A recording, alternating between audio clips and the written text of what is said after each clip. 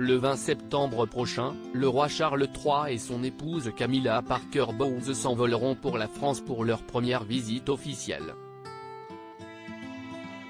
Ils seront notamment accueillis lors d'un banquet royal, mais un certain mets traditionnel français manquera à l'appel. Alors qu'ils devaient se rendre en France du 26 au 29 mars dernier, la visite officielle du roi Charles III et de la reine consort Camilla Parker Bowles avait été reportée en raison du climat social tendu dû à la réforme des retraites. Et on connaît enfin la nouvelle date. Ainsi, le monarque et son épouse se rendront outre-Manche du 20 au 22 septembre prochain. Le moins que l'on puisse dire, c'est que le programme est bien chargé. Pour leur premier arrêt, Emmanuel, Brigitte Macron, Charles et Camilla se rendront sous l'Arc de Triomphe pour y raviver la flamme du soldat inconnu et déposer de nouvelles gerbes de fleurs.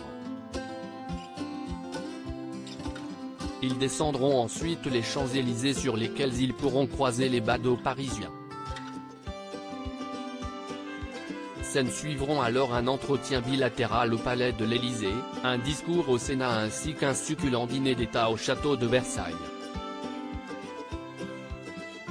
C'est pour ce dernier que le père du prince William a fait une demande particulière.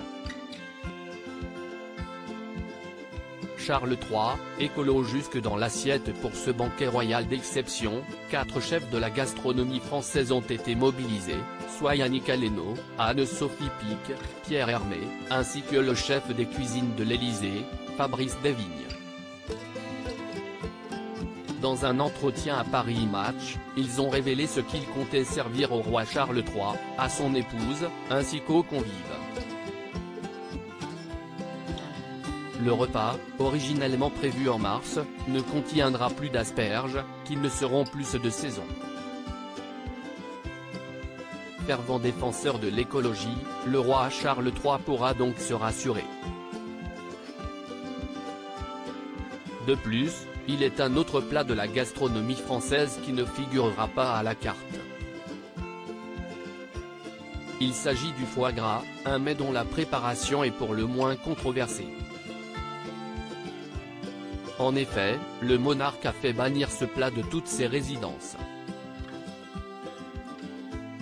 Côté plat, Yannick Aleno a ainsi opté pour une volaille de Bresse marinée au champagne avec son extraction de maïs rôti et un gratin de cèpe. Un plat qui devrait ravir les papilles du roi et de la reine, tous deux amateurs de champignons.